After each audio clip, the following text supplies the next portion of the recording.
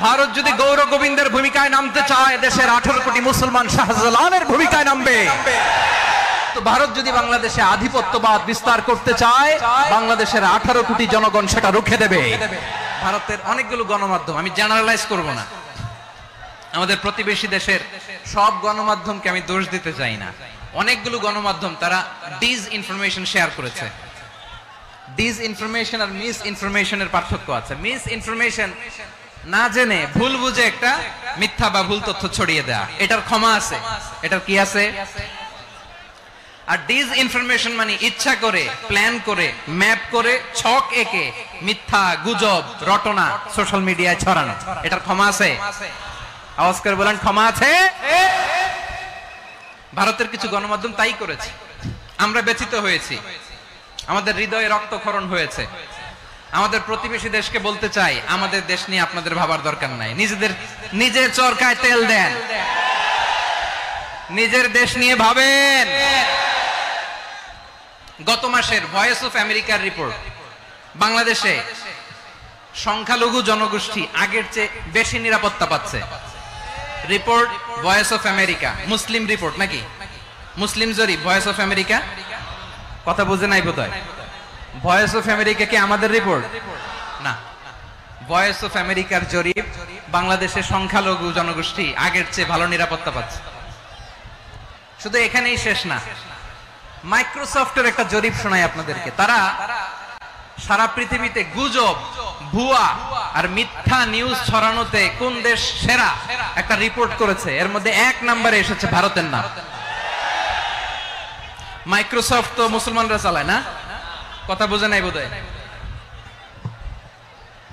প্রতিবেশী দেশকে বলবো, আপনারা নিজের চরকায় তেল দেন, আপনারাও শান্তিতে থাকেন, আমাদেরকেও শান্তিতে থাকতে দেন। সব চেঞ্জ করা যায়, প্রতিবেশী চেঞ্জ করা যায় না।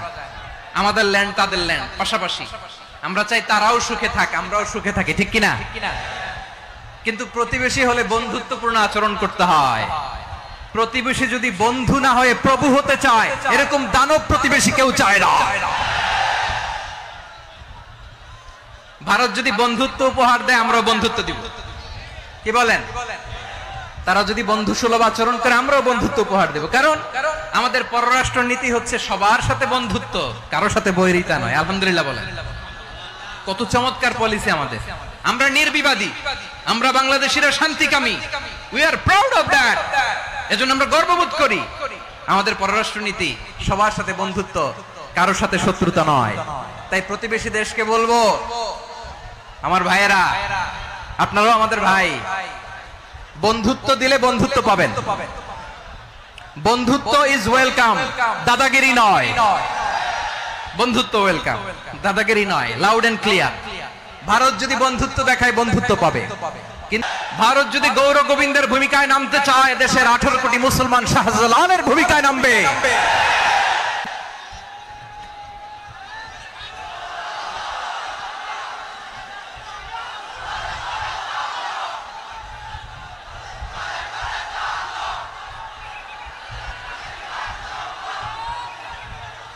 প্রিয় ভাইয়েরা, আমরা বন্ধুত্বে বিশ্বাসী, শত্রুতায় নই, ঠিক কিনা বলেন?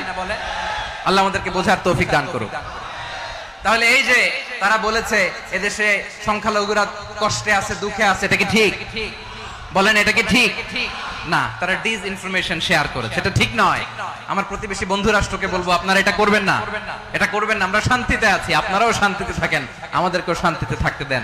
এই যে চিটাগাং এর অ্যাডভোকেট আলিফ হত্যাকাণ্ডে গোটা বাংলাদেশ আমরা ধৈর্যের পরাকাষ্ঠা দেখিয়েছে, চিল্লায় বলেন ঠিক কিনা?